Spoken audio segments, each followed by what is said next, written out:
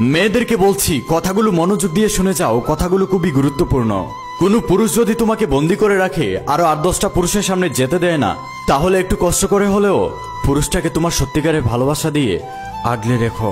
আমি এই কথাটি কেন তোমাকে বলেছি জানো?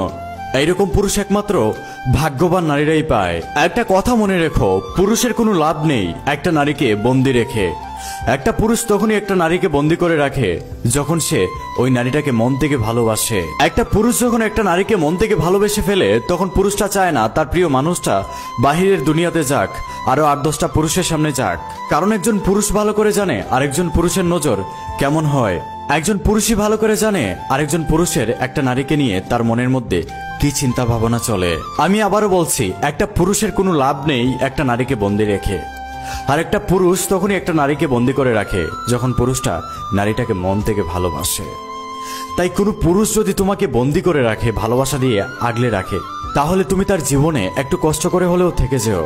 কারণ এরকম পুরুষ একমাত্র ভাগ্যবান নারীরাই পায়।